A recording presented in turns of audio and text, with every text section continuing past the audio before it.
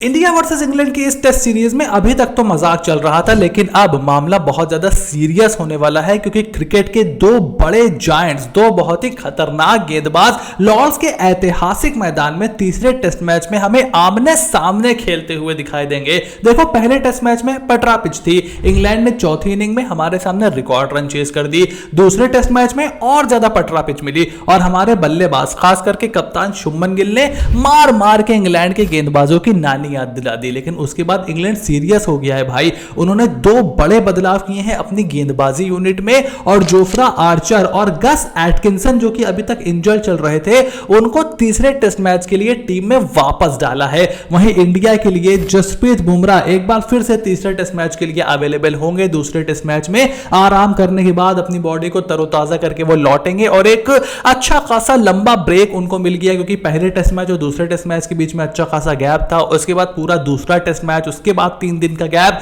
तो जसप्रीत बुमराह से काफी ज्यादा उम्मीदें होंगी और ये जो लॉर्ड्स की विकेट है, खास करके जिस तरीके से पिछले मैच में रन बने हैं, आप एक बात का अंदाजा लगा सकते हो कि यहां पर आपको फास्ट बॉलर्स के लिए अच्छी खासी हेल्प यहां पर आपको देखने को मिलेगी। इस बारे में कोई दो राय नहीं है और इसी को मद्देनजर रखते हुए दोनों टीम अपनी प्लेइंग 11 में कुछ बड़े चेंजेस करने वाली हैं। तो सबसे पहले मेरे भाई इंग्लैंड की प्लेइंग 11 पर नजर डालते हैं क्योंकि देखो, यहां पर जैक क्रॉली और बेन डिकेट पारी की शुरुआत करने वाले हैं। उसमें आपको कोई चेंज नहीं मिलेगा। ओली पोप, जो रूट इनके बल्ले से अभी तक उस तरह से रन नहीं निकले जिस तरीके से इंग्लैंड चाह रही होगी, लेकिन ये भी आपको प्लेइंग 11 में दिखाई देंगे। उसके अलावा हैरी ब्रूक, जिन्होंने पिछले मैच में कमाल की बल्लेबाजी की थी, और कप्तान बेन स्टोक्स। देखो, बेन स्टोक्स इस बेसबॉल वाली टीम में सबसे स्लो खेलता है। पूरी टीम को तो वो कहता है कि चढ़ चढ़ कर खेलो, लेकिन खुद 33 का एवरेज है उनका जब से उन्होंने कप्तानी संभाली है और ब्रेंडन मैकलम साहब कोच बने हैं। तो उनको पार्टी जल्दी ज्वाइन करनी पड़ेगी। उसके बाद जेमी स्मिथ, जिन्होंने कमाल की बल्लेबाजी की थी,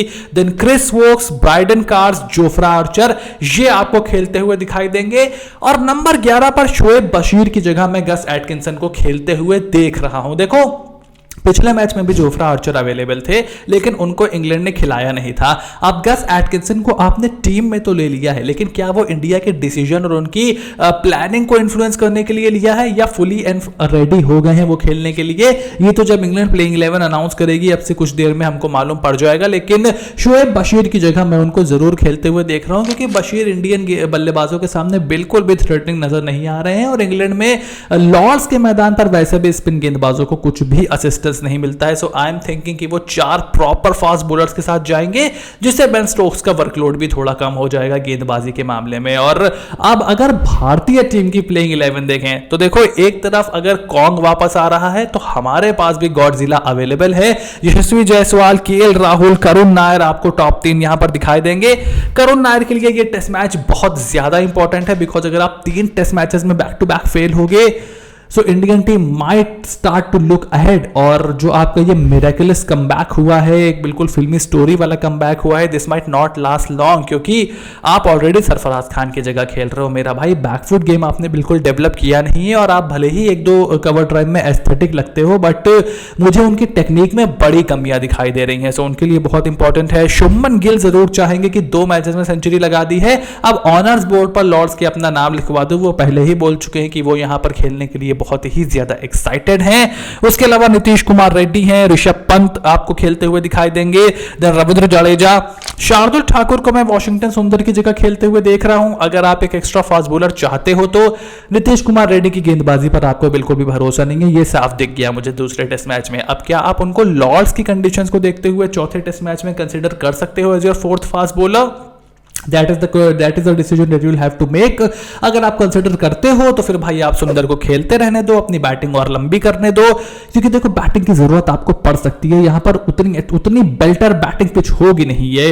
सो ये एक बड़ा डिसीजन होगा, देखना होगा कि आप अटैकिंग शार्दुल ठाकुर को अपनाते हो या फिर सुंदर के साथ जाते हो। देन उसके अलावा आकाशदीप, जसप्रीत बुमराह और मोहम्मद सिराज की तिगड़ी हमें यहां पर खेलती हुई दिखाई देगी। मेरा पहले भी यही ओपिनियन था कि पहले टेस्ट मैच में भी आपको आकाशदीप के साथ जाना चाहिए था प्रसिद्ध कृष्णा के ऊपर, लेकिन वहां पर आपने प्रसिद्ध कृष्णा को मौका दिया। 2 मैचेस में उन्होंने कुछ विकेट्स भी लिए हैं, ऐसा नहीं है कि विकेटें नहीं ली हैं प्रसिद्ध कृष्णा ने, बट बहुत ही ज्यादा एवरेज बॉलर वो दिखाई दिए हैं इन कंडीशंस में, आई एम सॉरी टू से। और रनों का फ्लो वो बिल्कुल नहीं रोक पाए जो आप ईशांत शर्मा से करवाते थे, जो उनका रोल था एक तरफ से एंड को पकड़ करके गेंदबाजी करना, वो मुझे यहां पर बिल्कुल भी होता हुआ नहीं दिखाई दिया है। At the end of the day आपकी टीम देखो ट्रांजिशन से गुजर रही है, हो सकता है आप अगले 3 मैच हार जाओ, लेकिन पहले 2 मैचेस ने आपको कॉन्फिडेंस जरूर दिया है यहां पर।